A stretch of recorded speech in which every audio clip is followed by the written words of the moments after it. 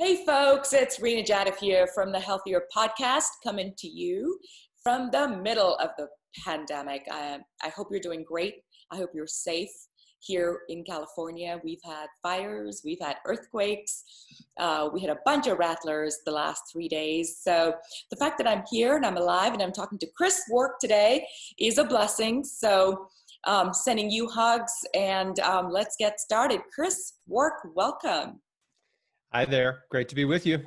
So for those of you who don't know Chris, Chris has a fascinating story. He looks like he's 25 now, but 15 years ago, he was diagnosed with stage 3 colon cancer. Some of you might know, I too had colon cancer, although mine was stage 1. And he did something very brave that very few people have the strength to do, which is he said no to the doctors, to the people in the white coats, to the people telling you that you need to do chemotherapy in order to survive. He said no. He went on a path made by himself. He's going to talk about that a little bit today. And he is still here today to talk about it. So that's Chris's background. Chris, let's get started. You know, most importantly, I get asked this all the time. And so I'm sure you've been asked this. So let's start with the very first piece. You get diagnosed. It's like your life has come to an end. No one else understands what the person who hears the diagnosis goes through. Nobody else possibly can. And they're there, they're supportive, they're empathetic, but they don't understand the emotions that go through the person who's been diagnosed. And when you are in that place of vulnerability, the first person you trust is, of course, someone who's gone through decades of schooling. And this person's telling you, they're giving you guidance, and maybe you get a second opinion, maybe you get a third opinion, but they're all kind of generally telling you the same stuff. And you say no. How do you get the strength at the age of 26? And if I may share, you know, you were a musician, you were an artist. I mean, it's not like you were in the medical field. It's not like your parents were doctors. It's not like you had experts with you. How do you, at the age of 26, take such an incredibly bold and brave decision? Where did that strength come from? Thanks for the intro. That's a great opener to tell my story. You know, something you said that I think is really worth talking about is I didn't have any particular background in cancer, background in medicine, background in science. I don't have any of that. But I am the kind of person that needs to understand what I'm doing, at least at a basic, rational, common sense level. And I'm sort of I guess you could say, a common sense operator. And I just don't like to do things that don't make sense to me. So I did make a decision to refuse chemotherapy after surgery because on the most surface common sense level, the idea of poisoning my way back to health didn't make sense. It just didn't make sense. I couldn't wrap my brain around how that was going to make me better. And instinctively, I knew how weak I was. I knew how vulnerable I was. And when I coupled that, my vulnerability and weakness physically, with this highly toxic drug, I just knew in my knower that it was going to be a disaster. And sometimes, you know, you don't have all the facts, you don't have all the details, but you know in your heart and your gut that something is right for you or it's wrong for you. And so that's all I had in the beginning, was just a sense that this is not right for me. And honestly, it wasn't like this is not right for me ever. It was just like, this is not right for me right now. This is not what I need to be doing right now. Even though there was tons of pressure, right? Tons of urgency, which every cancer patient faces, to get rushed into treatment. Right? This is fear-based pressure. Absolutely. I'll still remember getting that call. I was in my car and she said, you need to turn around and come right back. And I said, no, I'm in fact, I was being interviewed. I said, no, I'm on a PR tour. I'm the head of marketing of this company and I need to go to my next meeting. And she says, no, you don't understand. You need to turn around and come right back. The doctor has some news. And of course I didn't listen. I finished my interview and I did drive back. And his point was, you need to go into surgery today. So to your point, the urgency that's created, that we can't wait a day, we need to get going. And bless their heart, they're coming from a right place, which is fear that this is going to spread and then we're not going to be able to control it. But please continue. I had a very similar experience as yours, which is wanting to rush into the supposedly medically proved path of healing.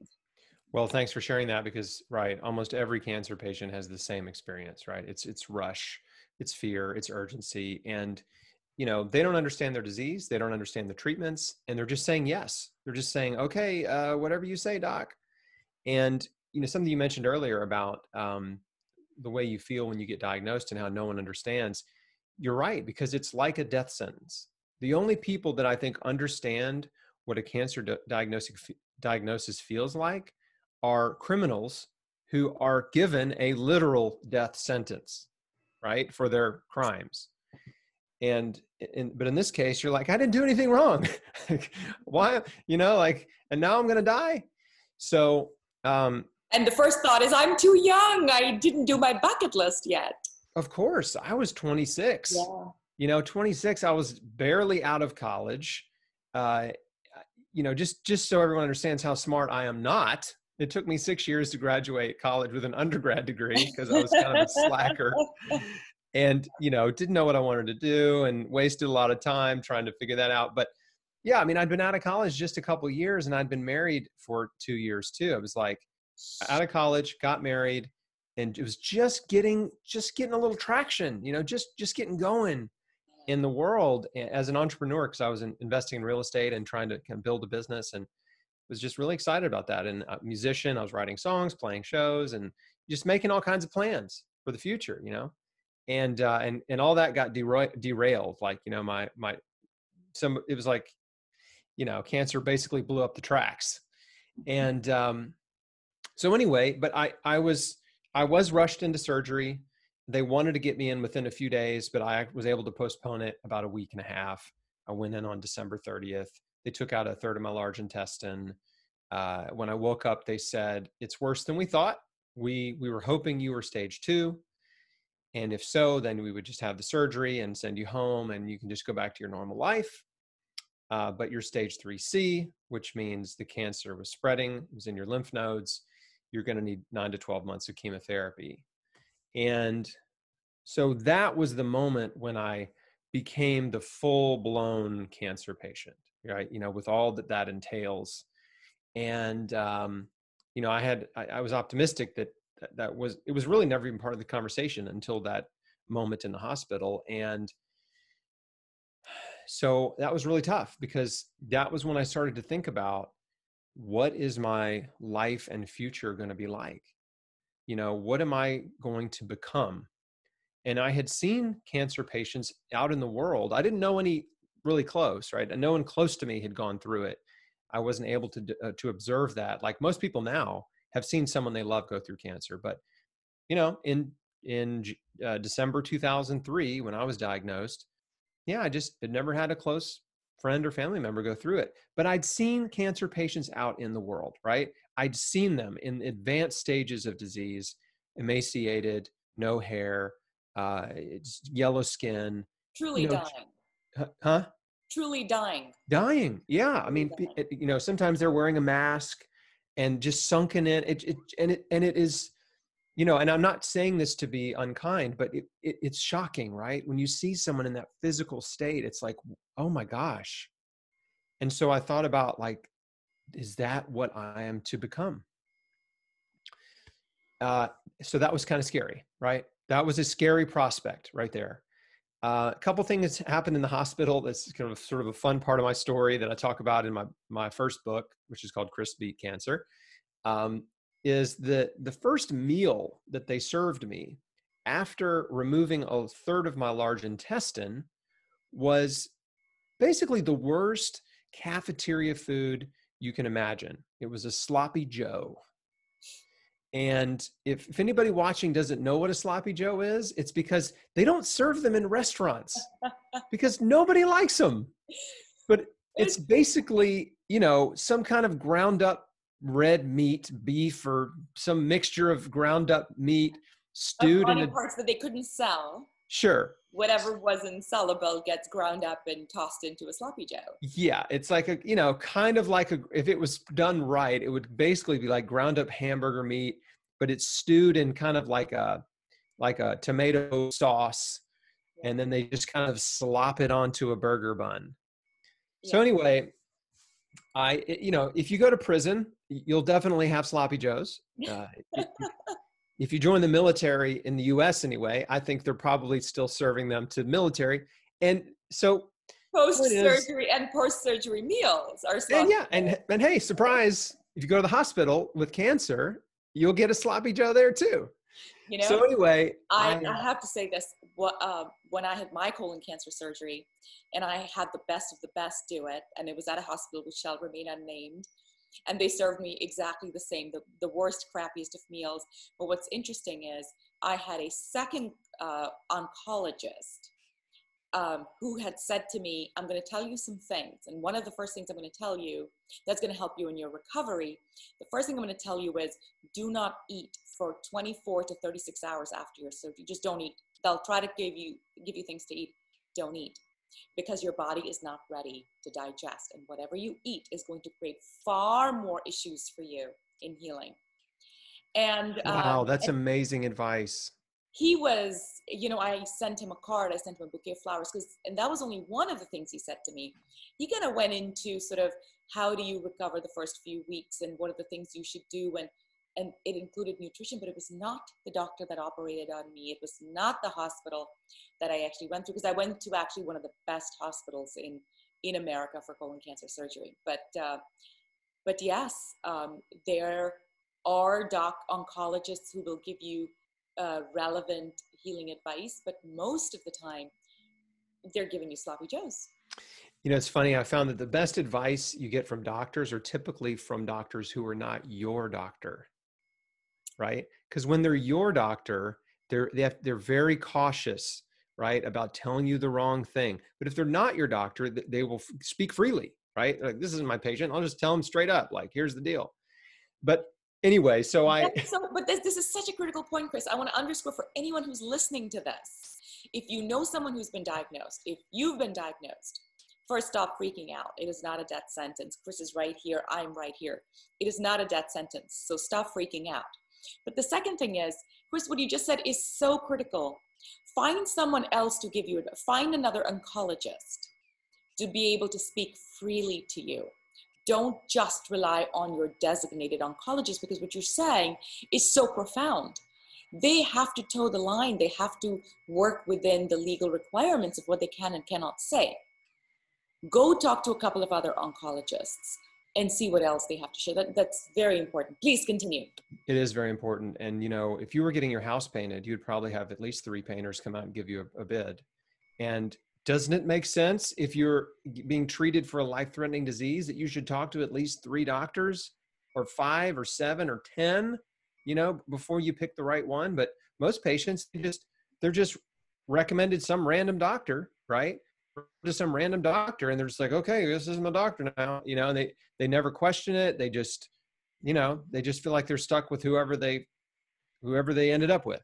And yeah, you should definitely get multiple opinions and pick the doctor that really connects with you, the one that you really feel confident in, that's going to treat you with compassion and kindness and give you the attention that you need and deserve as a patient. Because after all, you are paying them, right? You are hiring them. Your insurance is paying them, but that's you. Okay. So yeah, you definitely need to make sure that you assemble the right healing team for you. And then anyway, I'm going to ask you to, I'm so sorry, we keep deviating into these, but this is so critical. In one of your interviews, you talk about the economics of a private oncologist's practice. You might as well bring that in right now. And the reason you want to get multiple opinions is because Well, I have a free downloadable guide on my website. It's called 20 Questions for Your Oncologist. If you go to chrisbeatcancer.com, you'll see it. There's a link to it on every page. And in that guide, it's a 1-hour audio program and a downloadable, you can read it or listen to it. But I go through all of the most important questions that a patient needs to ask. Because the problem is patients don't know the right questions to ask, and they don't ask any good questions. They ask questions like, am I going to lose my hair? Or like, how much work am I going to miss? And am I going to get sick? Well, those are important things to know, but there's so many more important questions that you need to ask specifically about your diagnosis, about your treatment, about the doctor, and about their success, their history of success with other patients. And then you can make an informed decision. So part of that ties into what you just said, which is most people don't know this, but private practice oncologists make up to 2/3 of their income from the profit off of chemotherapy drugs. Okay, it's the only segment of the medical industry where doctors make a profit off of the drugs they prescribe. Right? So your heart doctor, your kidney doctor, your lung doctor, they don't make money off of drugs. Okay, but the oncologist, the cancer doctor, does. And there's a huge conflict of interest there. The whole industry knows it, and yet it still persists. So when they make up to 2/3 of their income off of chemotherapy drugs, then they are inclined to prescribe drugs that are more profitable. It's human nature, and it's well documented. There've been a number of studies on this. It's not just some, harebrained conspiracy theory I came up with. No, I learned this from industry studies, and I talk about it in my first book in detail.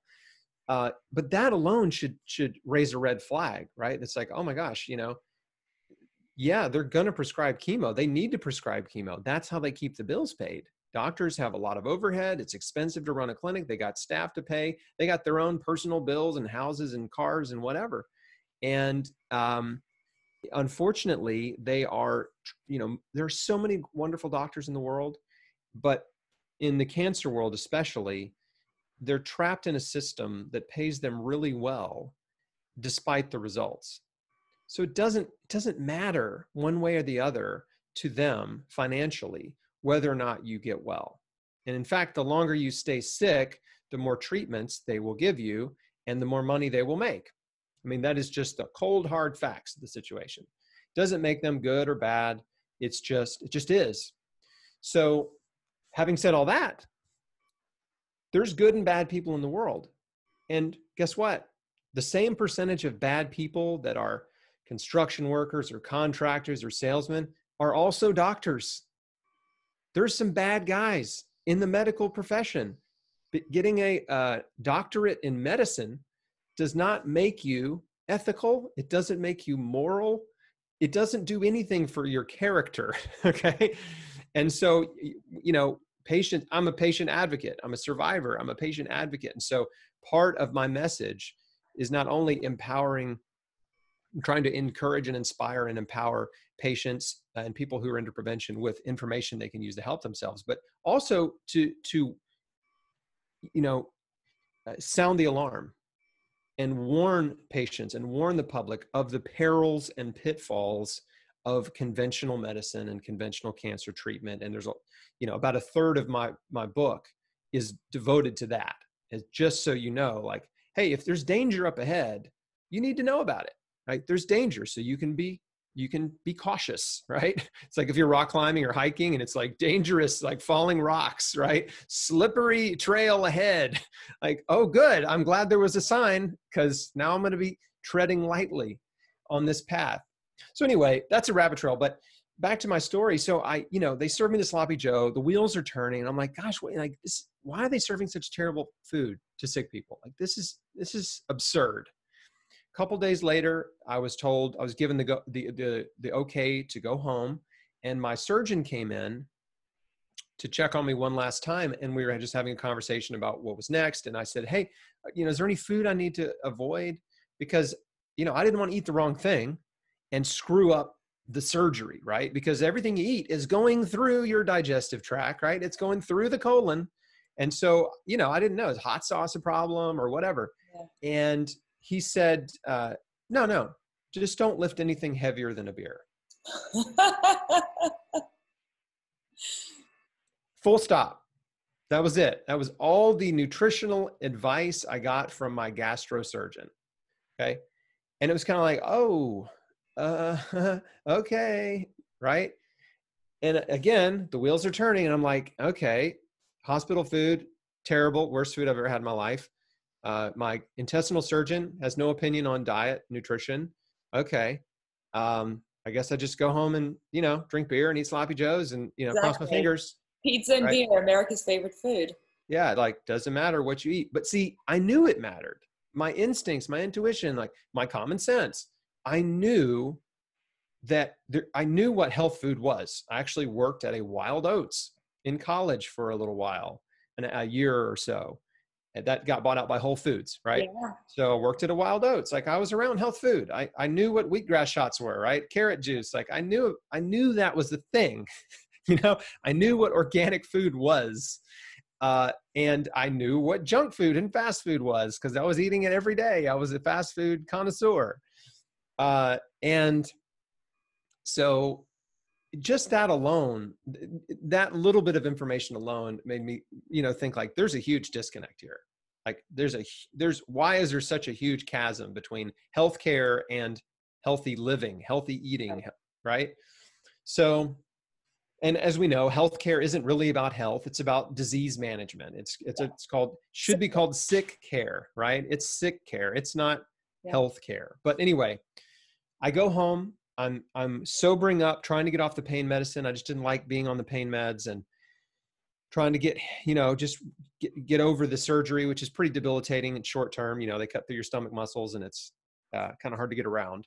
Mm-hmm. And as I sobered up, I'm thinking about those things I said earlier about what is my life? What's my future? How much time do I have left? What am I going to become?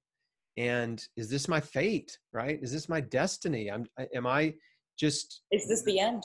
Yeah. I mean, the story of Chris, right? Oh, great guy. We had some good times, like he was pretty good at playing guitar and pretty funny. And he got cancer at 26, man, and he died. Like, what a shame, A statistic, because there's a lot of 26-year-olds who are passing away of it. So young adult colon cancer is on the rise. It's one of the fastest growing cancers because our diet and lifestyle has gotten so bad over several decades. The fast food generation really started in the 80s, and it's just snowballed.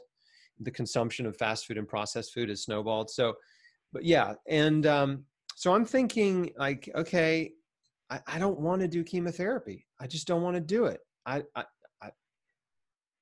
But I don't know what else to do. And so my wife and I prayed about it. And I just said, God, if there's another way, please show me. I don't know what to do. This doesn't feel right. And I just prayed a simple prayer of faith and asked for help. And 2 days later, I got a book that was sent to me from a friend of my dad's who lives in Alaska. I'm in Memphis, Tennessee. And I start reading this book, and it was written by another man who had healed his colon cancer with a raw food diet.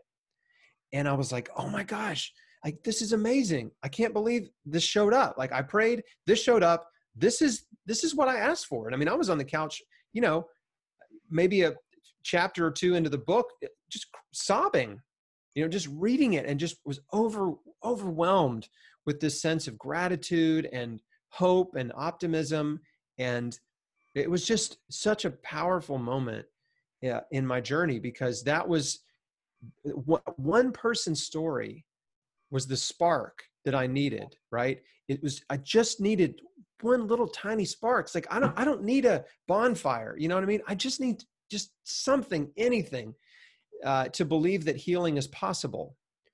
And I got it, right? And I thought, okay, well, this guy, he didn't have surgery or chemo or anything, and he healed, and it took him about a year. And so I'm thinking, okay, well, I'm a human too. If his body can heal it, maybe my body can heal it. And so overnight, I just decided, okay, I'm going to do what this guy did. I'm going to do raw fruits and vegetables. I'm going to start juicing carrots. And I'm going to try to, in the sort of light bulb epiphany I had was, I'm going to try, if I don't do chemotherapy, I might as well just try to overdose on nutrition. right?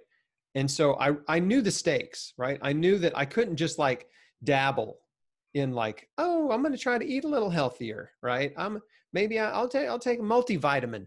You know what I'm saying? It was like, no, I have to take massive action, hardcore, radical life change. Like it's got to happen now.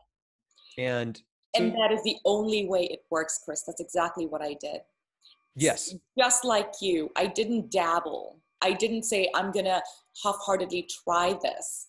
I went all in, and I right. overnight changed everything from when I slept, when I woke up, what I did during the day. And so it was very nice for me to hear that you did the same thing, which is you did, massive life change. And so again, for those of you listening or watching and trying to process a solution for your path forward through cancer treatment, it doesn't work if you just pop one pill every other day, or maybe juice one carrot once a week and you go, well, see, it doesn't work. I feel a lot of people take little tiny incremental steps and then very quickly backpedal going, see, it doesn't work. As Right. opposed to saying, I'm going to jump in the deep end Yes. and I'm going to do this thing. Right. So walk us through, what were the biggest things? So you switched to raw food diet. Yep. Did you do supplements? Did you do meditation? Did you sleep early? Did you do what did you do? Yeah. I love the way you said it. And it's true. I mean, I didn't dip my toe in the water, it was just cannonball into the pool, like I'm not trying this. I am doing this. And I was excited about it. It wasn't like, oh, I can't eat hamburgers anymore. It was like, oh my gosh, my body can heal. I believe this is possible. And I need to do everything in my power to facilitate that. I need to change my whole life. So I systematically went through this process of radical life change. And you can't change everything overnight, but you can change your diet overnight. And I did that. So first thing I did was, I converted to a raw food diet But overnight. I'm going to pause you there again, because you said Yeah. something so critical. And I think this is where we lose people, because it's interesting, right? I, in my own little small way, have been out trying to inspire those who get sick, because I had two crises. I had colon cancer at 35, but then I had an autoimmune crisis 10 years later. And you've got a much bigger stage with, millions of people that join you and look to you for inspiration. And yet, I'm sure both of us have seen a significant portion of people that don't necessarily convert and see results. And I think what you just said is the reason. It's belief. You read the book and you said, I believe. I had a similar thing where I had been, listening to some videos of certain people, and I'm not talking about cancer. I'm now actually talking about my second illness, which actually was much worse. And it was this epiphany, like, oh my God, I can do this. Now, it took me 18 months from my second illness, but I believed every second of every moment of those entire 18 months that I was going to get to where I was before I got sick. Although everybody told me, you'll never go back. This is for life.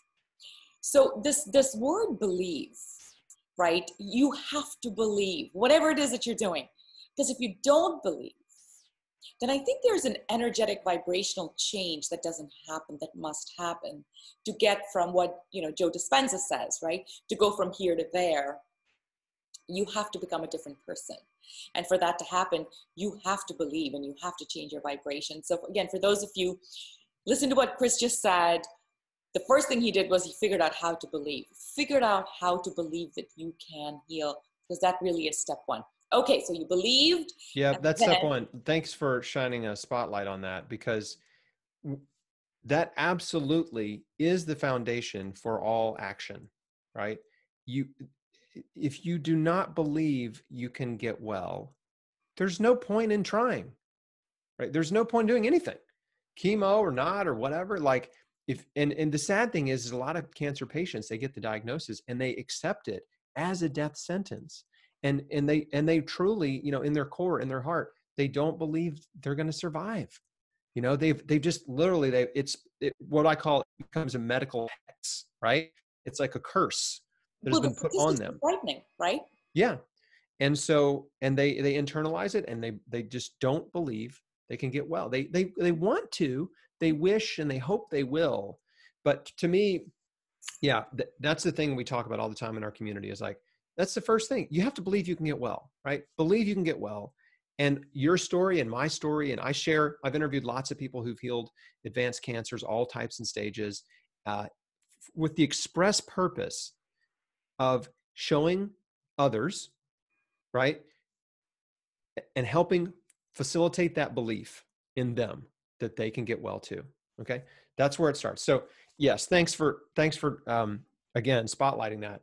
So I did believe I could get well, and I was excited about changing my whole life. And I was excited about finding out what would happen to my body if I started overdosing on nutrition, doing things I'd never done before. Right. So it was kind of like, oh, this is like an adventure. This is like an experiment. And this is really interesting to me. So let's do it. So yeah, filled up the cart with vegetables at the store.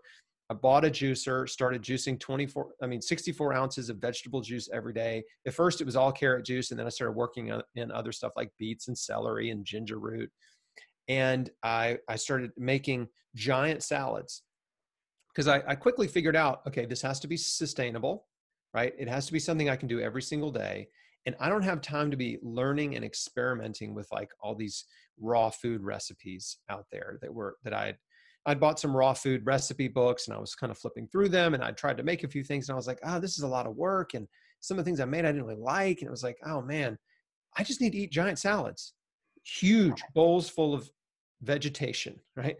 Broccoli, cauliflower, kale, cabbage, onions, mushrooms, peppers, sauerkraut, lots of spices like turmeric, curry powder, garlic, cayenne pepper, oregano, Italian seasoning. Like, I mean, I was just everything in all the spices I had on hand, apple cider vinegar, a little olive oil. And it turned out to be like this amazing, delicious, like just incredible thing, this giant salad, which I've kind of been famous for. And the recipe's in my book, and it's on chrisbeatcancer.com. It's not hard to find, but it was so good. And I was like, oh, I can do this, right? I forgot to mention avocado on there. Also like beans, like garbanzo beans or sprouted lentils or mung beans, so anyway, it will fill you up. It's huge. It's delicious. And I was like, okay, I'll just eat this every day for lunch and dinner. This is my staple meal. And I went from eating like a typical American, 1 to 2 servings of fruits and vegetables per day, right? That was like maybe a banana. Yeah. And then like, do the fries count, or the slice? Ketchup, vegetable. The ketchup and the tomato and the lettuce and the onion on my burger. Like, does that add up to something? I mean, it was like negligible.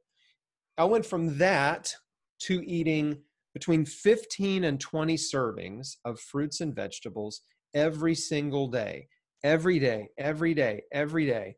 And some people listening are probably going to be like, 15 to 20, that sounds impossible, but it's not, because one meal, right? One big plate full of vegetables, for example, is 3 to 4 servings. Yeah. So if you think, 3 meals per day, 3 to 4 servings per meal, that puts you at 10 servings easy, more like 12 or more. And if you're juicing and consuming fresh vegetable juice between meals and with meals, that gives you additional servings of plant food. So anyway, it's not hard to get 12, 15, up to 20 servings a day. And so that's what I was doing. And we now know, the latest consensus is that if the best diet for cancer healing and prevention, and this is from, very conventional type scientific nutritional science research, Dr. Lear is 10 servings of fruits and vegetables per day. And now there's some newer research saying, it might be like 12. So that doesn't leave room for any, if you need 10 to 12 servings a day, it doesn't leave much room for junk food, fast food, processed food, animal food. It's like, you just need to be eating tons of plants. So, but I'm going to pause you and ask you the 2 questions that come up all the time when I used to share with people my food situation. So one is, I heard sugar is bad, and you're telling me you're juicing carrots. Isn't that a lot of sugar, and isn't that feeding cancer? Good question. Well, the idea that sugar feeds cancer is a reductionist idea. It's overly simplistic. Every cell in your body runs on sugar. Sugar is your primary fuel source. It's what your cells want to use for energy. So we shouldn't be afraid of sugar. Cancer cells have something like 15 to 20 times more insulin receptors. And so they do suck up sugar faster than normal cells. And that's why they use a glucose tracer with PET scans, and that's how the cancer cells light up. And that's how they identify them with the PET scan, right? Because they suck up sugar faster. However, cancer cells also use fat for energy. They use protein for energy. They love iron, heme iron, especially the iron that's in red meat and animal blood. They like cholesterol. So you can't starve yourself of sugar and starve cancer. It doesn't work that way, because cancer cells will adapt and they'll use fat or protein for fuel and other things. So with carrot juice, yes, it is concentrated, but you're also concentrating the anti-cancer nutrition, the beta carotene, the falcarinol, which is a very specific anti-cancer nutrient in carrots, and lots of other wonderful vitamins, minerals, enzymes, antioxidants, and phytonutrients that are found in carrots and beets and celery. And so I didn't know all of this at that time. All I knew was, hey, this guy and then other people I found and other doctors and holistic healing experts I found and books I read were all saying raw foods and juicing, and carrot juice especially, is the way to go if you're trying to heal cancer. So, again, I'm just like, okay, I keep getting confirmation everywhere I look that this is a good thing. So you're obviously, after I got well and started researching and really trying to understand how I got well, was I a fluke? Was I just lucky? Or did nutrition really help my body heal like I believed it did? Then I found all this really amazing, wonderful nutritional science and started learning about anti-cancer compounds in food. So anyway, I tell folks, look, don't be afraid of carrot juice. I know lots of people that have healed cancer consume lots of carrot juice in their protocol. If you really are scared of the sugar in carrot juice, you can skip carrot juice, right? But we have lots of people in our community that have miraculous, wonderful healing stories. And, they ate lots of fruit and they drank carrot juice and they got well. So awesome. So you switched out your nutrition. What else did you do? Yep. And let me add one more thing too, because people ask this question about fruit, right? What about the sugar in fruit? It's the same question, right? Just carrot juice or fruit. And my answer to that is, you didn't get cancer from eating too much fruit. No. Right? That wasn't your problem, right? Fruit didn't cause your cancer, and fruit's not going to kill you, right? It's not going to make your cancer worse. And every fruit, especially berries, contains unique vitamins, minerals, enzymes, antioxidants, and phytochemicals. They all contain this unique array of nutrition that your body can use in ways that are so complex. I mean, it's almost infinite complexity. I know a lot of us think that like doctors and scientists kind of understand the human body, but they don't. They only partially understand it, right? Like if they really understood it, they could fix every problem that the human body has, right? And we all know they can't, right? Like you understand how a car works, you can fix any problem in a car, right? Because we fully understand auto mechanics, but we don't fully understand the body. It's so complex, but what we do understand is that yes, all these wonderful compounds in fruits and vegetables, in plant food, serve the body in a number of ways, and they boost immune function.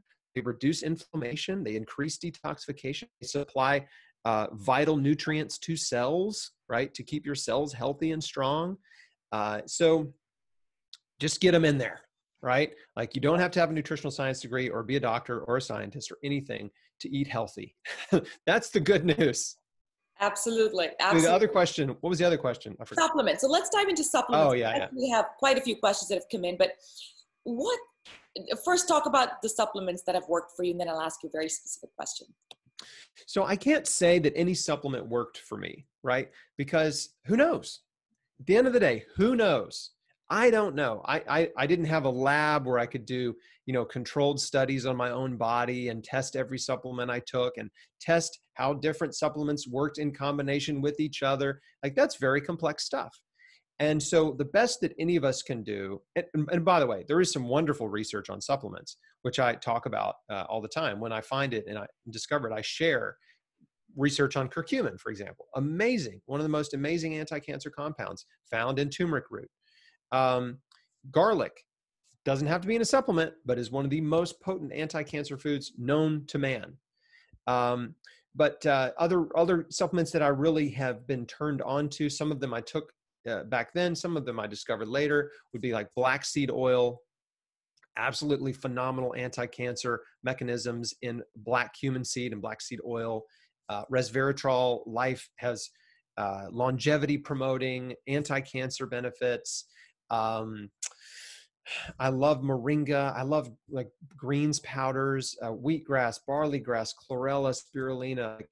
Love those. Love to take those. And so mushroom powders, mushrooms boost immune function. So what I did back then was I found a naturopathic doctor, and he had recommended some key supplementation based on, he did a lot of testing. So I did a blood test, urine test, saliva test, stool test, hair test. And he looked at all these tests, right, and came up with a personalized supplement regime for me, right? He felt like, okay, I think you need to take this and this and this and this, and based on what he perceived was going on in my body that would serve me best. And so that's important to have a professional, nutritional practitioner that can take a holistic view of your body and recommend key supplementation for you. That's important. And so when I throw supplements out there that I like and I'm interested in and that have anti-cancer research, you just have to take it for what it's worth. Like I can't say this will cure your cancer, and I never would. But my approach was, look, I'm going to overdose on nutrition. I'm going to take whatever supplements my naturopathic doctor is recommending, and I'm going to keep reading and researching. And if I discover other supplements that really pique my interest, that I think, oh, I'm not getting this in my diet or in any other supplement, yeah, I'll take this too. So it was a very, everyone at the kitchen sink approach for me in terms of supplementation. And I can't say that any of them or all of them did anything. I can't prove that. Right. And for folks that come to me and say, well, supplements are really expensive and I'm really struggling financially, I say, don't worry about the supplements, right? Focus on the nutrition. Focus on hardcore plant-based nutrition, fruits and vegetables. Even if you can't afford the juice, just focus on fruits and vegetables. Like if that's the only thing you can do. And by the way, there's so much more you can do that doesn't cost anything, like exercise and fasting and meditation and prayer and forgiveness. Like none of those therapies cost anything. So supplements are supplemental. That's the deal. Like if you can afford them, there's a lot of cool research, and I talk about in my book and my course and stuff about supplements that can add some extra firepower. But I'm just really cautious because I don't want to be perceived as promoting like quackery or like a quick fix miracle cure supplement. Or this video won't see the day of light, right? They'll ban it and that'll be it. Oh, well, that too. And then the other thing is beyond how I'm perceived, I don't want to send people off on wild goose chases with a quick fix mentality that one supplement is going to be their cancer cure, because it really does take an entire life change, and you're hitting it from every angle possible. And supplements can play a key part in that, or a small part. But anyway, there's one supplement I should mention absolutely for everyone across the board is vitamin D3. Yes. Vitamin D3, it's the #1 anti-cancer vitamin. It's inexpensive. There are study after study after study. If you go to chrisbeatcancer.com and you type in D3, I've got a very lengthy and detailed article citing numerous studies on cancer prevention and survival as it relates to D3. And so it's something that it's affordable. Everybody can take it. It's easy to get access to. And you want to make sure you get your D3, your blood levels up into the anti-cancer range, which is— And what is that range? That range is going to be over 60 nanograms per milliliter. And probably there's a little bit of, uncertainty or debate, but probably over 80 is even better. Between 80 and 100 might be the best range, but over 60 and approaching 80 is definitely where you need to be. So over 100, I don't think there's any benefit there, and too high could be detrimental. But anyway, you have to get your blood work done. And if you're a patient, or if you're just, next time you get blood work, make sure you ask for a vitamin D panel, because they don't normally check. It's a little add-on, and then figure out where you're at. And the thing is, your risk of cancer is really high if your vitamin D is under 40. And if it's under 20, it's really, really high. I mean, you're in the really high risk category there. And here's the thing, a lot of people are deficient. And you know what? I hear this all the time. Well, I'm in the sun a lot. Well, let me give you an example of what I have found in my own family. One of my children plays golf. She's literally in the sun 3 to 4 hours a day, 7 days a week. She came out to be extremely deficient. How? Because we don't absorb as much as we think we do. Right. And she's obviously wearing shorts and a t-shirt, so she's not, it's not the full body out. For whatever reason, in her case, I was completely blown away to see how deeply deficient she was. Couple of drops. So I'm a big fan of vitamin D in drops in olive oil. Yeah, easy. Couple of drops at night. Within less than 2 months, numbers were where they need to be. Yep. So get tested, people. Do not think, well, I'm in the sun, I'm sure I'm fine. Get tested. Testing sets you free. Chris, we have a lot of questions that came in, so I'm going to start asking you. So here's the first one. What supplements and foods do you know to be most powerful in breaking down the membrane of cancer cells so other interventions can work? Anything that you found in your research? Yeah, there's two things that come to mind. One is pancreatic enzymes, also known as proteolytic enzymes. If you Google enzyme therapy, Dr. Nicholas Gonzalez, Dr. John Beard, or Dr. William Donald Kelly, or Dr. Linda Isaacs, they're all, some of them are, well, only one of those four people is still alive, Dr. Linda Isaacs. But anyway, they've all went down the rabbit hole in investigating enzymes as they relate to cancer. And so it's thought that protein digesting enzymes break down this sort of protective coating that cancer cells have that they use to hide from the immune system. And so the protein digesting enzymes help expose cancer to your immune system. That's the theory. And you can take them in large doses, and enzyme therapy involves taking mega doses of proteolytic enzymes, which basically have no side effects, in between meals on an empty stomach. So that's one. And the other that's kind of interesting to me is, this is relatively recent research, but D-mannose. D-mannose is a special type of sugar that's found in aloe and other fruits and vegetables. It's almost like, I like to call it a vegetable sugar, even though that might be not exactly the right term, but it's not, people think of sugar, they think of something sweet, right? And mannose has some sweetness to it, but there's some interesting research where cancer cells uptake D-mannose as if it were normal sugar, but they cannot metabolize it, and it clogs them up. And then they have, kind of like, it's like pouring, sugar in the gas tank of your car. You know what I'm saying? Yeah. It clogs them up and makes them weak and vulnerable, and some die as a result of this. And that's why D-mannose is also really good for yeast infections, because yeast, some bacteria also like sugar, and they think it's sugar, but it clogs them up and they die. They can't actually digest it. So D-mannose is pretty cool, and you can get it in powdered form, and they have it on Amazon, lots of brands and stuff. And so those two are really pretty unique. But there's a number, like some of the supplements I mentioned earlier, there's a number of direct anti-cancer compounds in supplements that are known just to either trigger cancer cell suicide or to cause cancer cell death, prevent cancer cells from proliferating, spreading, and block tumor, blood vessel growth. Black seed oil is one of the best, and it's not even really a supplement. It's just an oil.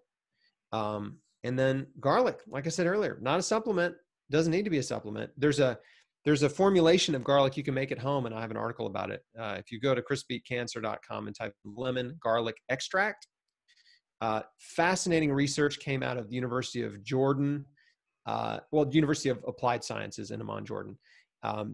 And that's Dr. Wahid Talib. And he took garlic extract, lemon extract, fed it to mice with tumors, and had almost a complete remission of all tumors in the mice that he gave this combination to. Like, it's incredible. Wow. And I talk about the study in detail in that article. And it's something that's you as a human can do. You can make lemon garlic extract at home. It costs you almost nothing. It's cheap, it's easy. And the lemon, what they discovered was the lemon made the garlic even more potent against cancer than it was already. And so those are two big ones. Awesome. All right, next question. So in addition to nutritional herbal compounds, in your experience, what devices and outside interventions do you believe to be extremely effective in metastatic disease? Are you aware of any evidence base for any of the interventions that you've seen work? Well, in terms of nutrition, the evidence is difficult because there's all this science that's published, like let's say at the university level, on anti-cancer compounds in foods, in rat studies and things like that. But then it's really hard to get funding and permission to do nutritional science studies on humans. And there's only been a couple. And one of the best is one that Dr. Dean Ornish did on prostate cancer. And they took early stage prostate cancer patients and they put them on a plant-based diet with exercise and stress management. And over in a very short time, they saw their PSA numbers go down, right? That's an indication that the cancer is healing, that it's reversing. Plant-based diet, exercise, stress reduction. I mean, these are called diet and lifestyle interventions. And anyone can Google Ornish prostate cancer. And the PDF of the study will pop right up. And it's not difficult scientific language. It's very easy to read. It's a relatively short study. And you should read it because it's one of the coolest and best studies on literally diet and lifestyle for reversing cancer. Yeah. Now, in terms of other therapies, there are definitely a lot of alternative therapies and integrative type therapies out there that practitioners and clinics use. And the evidence on them, it varies, and the big challenge with a lot of these type of therapies that are, you would say, holistic or non-toxic or natural, is that they don't have FDA approval because it costs millions and millions. It can cost hundreds of millions of dollars to go through FDA clinical trials with a therapy, nutrition, or some type of device, and to get it approved, quote unquote, to treat cancer. So there's lack of evidence for a lot of these things. And that I'm not one to be quick to promote every sort of good sounding idea out there. However, a lot of these therapies are non-toxic, right? If they have no risk of harm, if money is no object and you can afford to go to an integrative clinic and let them do the therapies they do, IV vitamin C is fantastic. Like I'm a huge fan of that. But other things, PEMF therapy, like oxygen, hyperbaric oxygen, ozone, How about sonar? So there's a bunch of things there's some TED Talks in this as well. Yes, sound and light therapies. Yeah. I'm open to all of it. And again, these are things that are do no harm therapies. And that's really where my heart is do no harm therapies, which is what doctors are really taking an oath to do. But somehow, like in the interest of profit, there's just been a big shift in medicine over the years where it's like, do no harm. Yeah.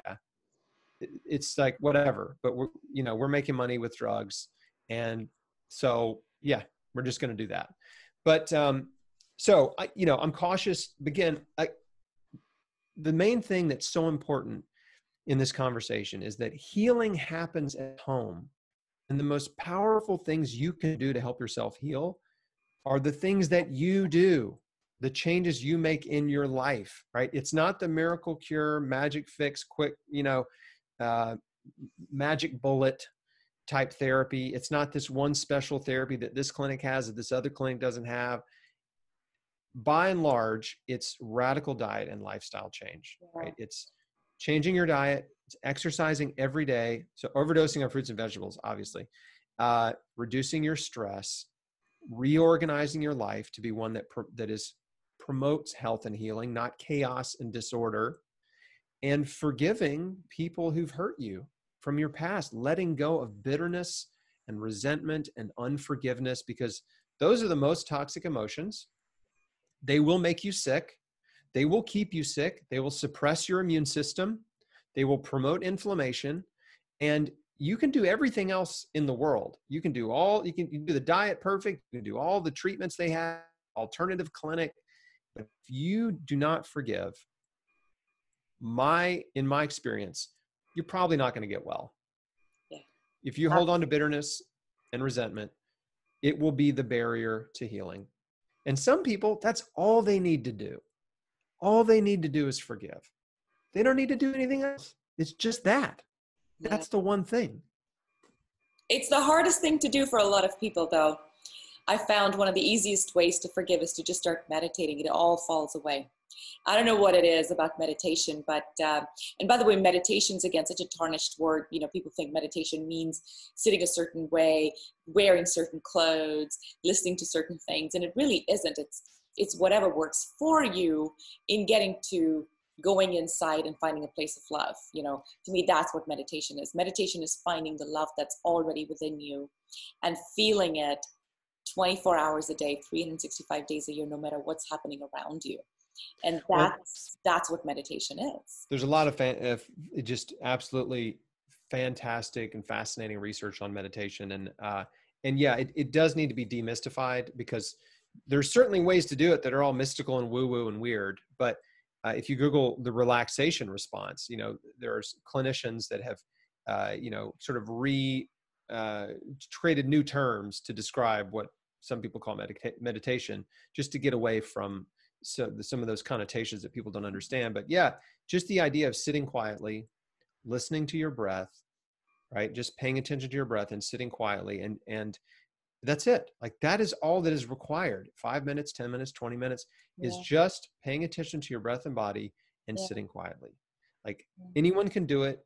You can do it in a way that has no spiritual attachment. Like, it doesn't mean that you're practicing witchcraft or, you know, the occult or anything like that. It's just sitting quietly and calming yourself down, and it calms down your nervous system, calms down your brain and your body. And yeah, very powerful. And so something else you said, though, that made me, we were talking about forgiveness. Yeah. You know, the thing is, forgiveness is a decision, right? It's not a feeling, it's a choice. And your feelings come and go, but no one wants to forgive someone who's hurt them. Like, we don't want to, right? We want to be mad because we want justice. That's right? how the mind works. Yeah. We're wired for justice. We celebrate when justice is done. We grieve when injustice persists, right, in the world.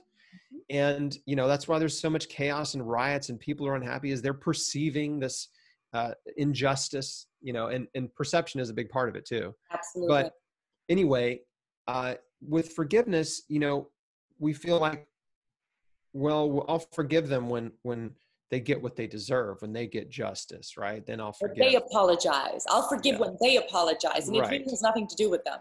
Right. And guess what? Some people will never apologize ever. They'll never be sorry. Exactly. And so now you're faced with a choice, because if they're never going to be sorry, then you have a choice. Are you going to hold on to this bitterness and anger for the rest of your life, waiting for an apology?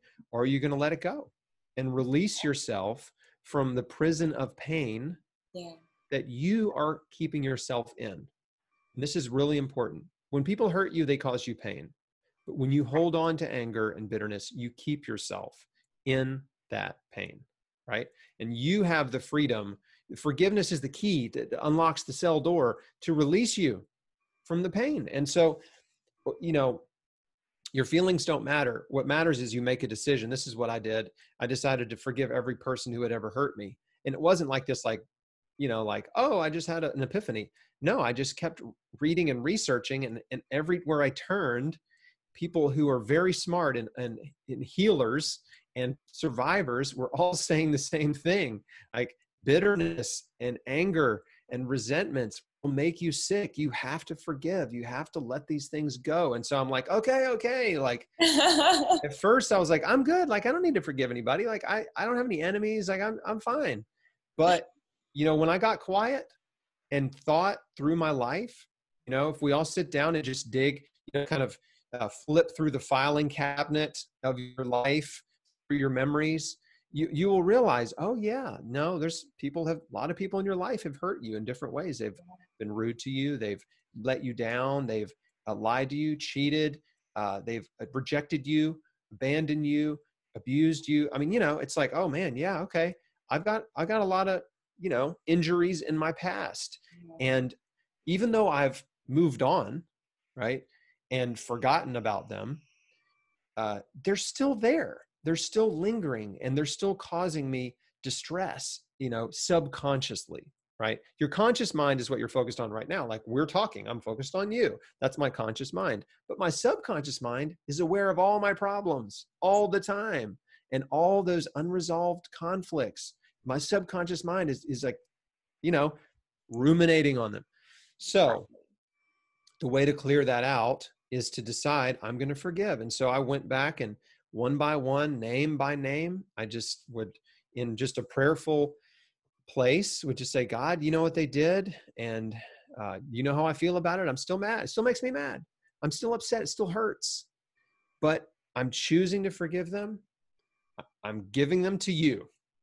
They're all yours, right? I like them. it. Yeah. You I'm deal letting with them go. That's the way to do it. And you want to really take it a step further. Like you really want to seal the deal. You say, and I'm asking you to bless them. Yeah. Bless this person who hurt me. I'm forgiving them. They're all yours to deal with. And I'm asking you to be merciful to them Because they know not to what they bless do. them. Yeah. Because they know not what they do. That's right. Because they know not what they do. Exactly. And hey, I need mercy, right? I need forgiveness. I need mercy. And so I'm showing mercy to others so that I will be shown mercy. Yes. And that act right there, just that simple prayer, it's not complicated. It's so simple. Just that simple act. It's a decision. And just say, God, they're all yours. Bless them. That opens up your heart. If you have a sick heart, you're going to have a sick body.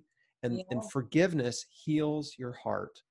That's it. And then your emotions change. Then all of a sudden you realize, man, I feel differently about them now. I feel differently. And sometimes the resentments, they'll try to creep back in, and you have to catch the emotion and catch those thoughts and just be like, no, I made a decision. I've forgiven them. I'm letting it go. Like, I'm not going to let that stuff creep back in. That's how you do it. You create new pathways. You create new positive pathways, and you stop traveling the negative pathways. Yes. And it is remarkable how like a computer we are. And whatever you think becomes your default programming. And so initially you force yourself into this default programming thought of always positive, always generous, always grateful. And next thing you know, within a couple of weeks or so, that's your default. And negative thoughts are just not coming in. And people don't realize it actually literally is that simple. It is not any more complicated. But when you're steeped in sort of this emotional distress, you think it'll take a lifetime to get over it and reprogram. It is not that hard. And by the way, if you want it even easier, hypnotherapy, and you can find free YouTube videos that'll help you literally self-hypnotize yourself out of the negative thinking. Because I know sometimes people can go into such deep, dark corners, they have a very hard time getting out of it. Get some help. Get on YouTube, find some free videos, let your brain listen to those vibrations, or listen to binaural beats, or listen to those hypnosis videos. I'm always amazed how fabulous they work. Give it a try. And by the way, if it works, do come back and share your story. I'm all about, we share wisdom. If you listen, if you do something that works, please come back and share so we can all grow together. Chris, this has been amazing. We went way past our due time, and we didn't even talk about your book. Tell us about your new book that's come out. Thank you. Yeah, no, it's, time flies when you're having fun. It's great conversation, and we covered a lot of territory. I'm so glad. And let me just say, just to put a button on that, thank you. You're right. I agree 100%. You can change your brain. You can change the way you think. And it takes deliberate action in the beginning to catch yourself in negative thinking, right? In cynicism and pessimism and discouraging and depressive type thoughts, But if you catch yourself in those and say, and reject them, right? So it's this conscious decision, like, I'm not going to be that way. I'm going to choose to focus on gratitude and joy and the blessings I have in my life and the good things in my life. I'm not going to dwell on my problems. I'm going to dwell on my blessings. And in very short order, you will retrain your brain to gravitate toward blessings and joy and life. And so, yes, thank you for talking about that. But yeah, I've got a new book, and that kind of ties into my new book. It's called Beat Cancer Daily, and 365 days of inspiration, encouragement, and action steps to help you survive and thrive. And so this book is like a daily reader. It's like a daily devotional. And I wrote it sort of as a companion to my first book because, I just have a burden for the cancer community or for anyone that's really trying to change their life. And life change is a daily process, right? It's moment to moment. It's day to day. You can't change it all, with the snap of your fingers. And so I wrote this book just to give daily encouragement to people who want it, and it's not, it was a really fun book because it's, some days are challenging, right? Thought provoking. Some are encouraging. Some are about giving your fear to God. Some days are reminders to forgive. Some days are reminders to exercise. Some days are reminders like, hey, you need to be eating healthy. Here's another reason why you need to eat fruits and vegetables. And so, and there's some inspirational quotes in there and scripture. And it was just a really, really fun book together. It took a long time to organize it and write it, but it's finally done. So Beat Cancer Daily comes out. It's available now for pre-order on Amazon and from, pretty much every major bookseller, but the official release date is October 27th. And thanks for giving me a minute to talk about it. Cause yeah, it's really exciting. I'm so glad it's almost here. Huge congratulations, because writing a book is a massive undertaking. And so I'm sure, do you drink? Did you pop some champagne? And oh, it's funny. No, I mean, I didn't.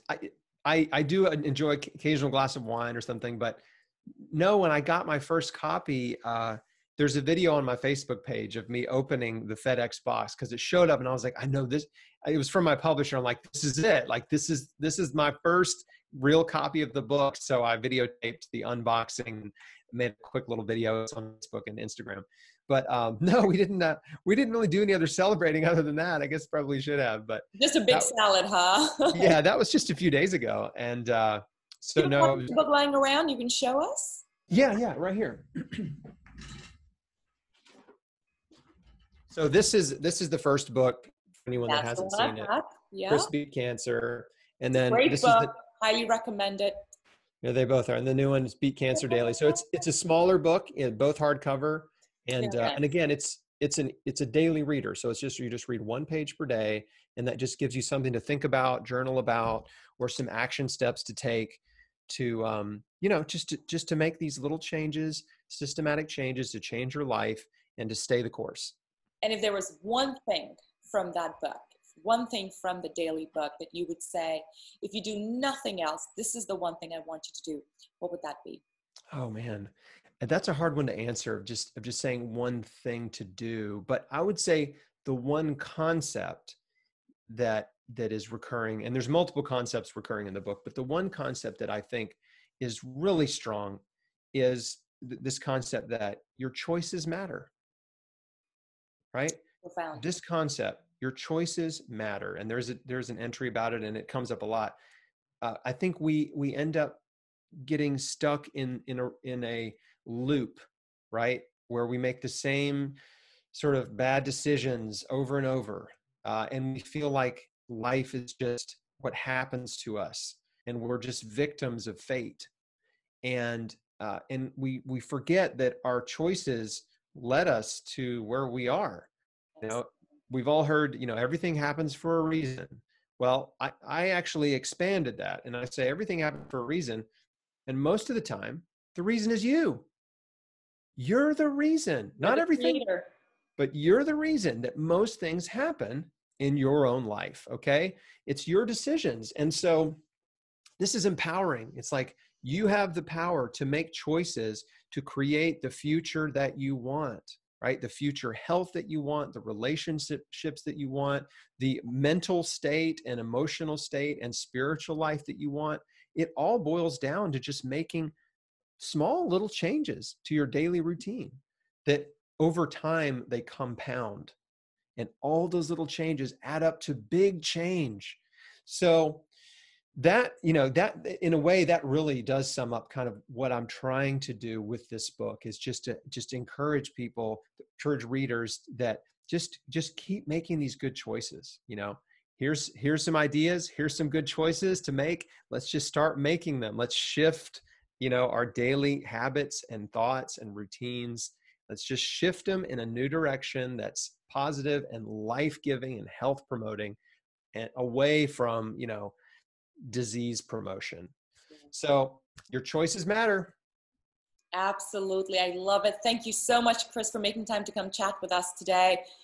For the rest of you, if you know anyone that's dealing with cancer at all, please share this video. Please share Chris's information, his new book.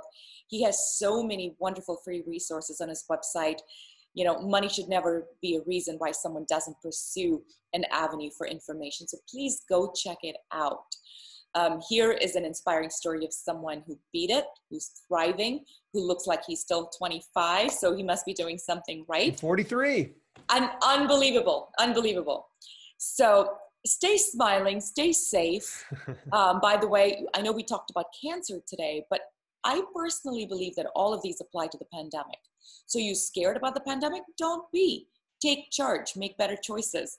Get some vitamin D, get tested, make sure you're eating lots of fruits and vegetables. It applies to all diseases. This is truly universal advice. So go have a nice big salad, send you big hugs, and make sure to tune in for my next interview. Thank you. Thank you, Rena.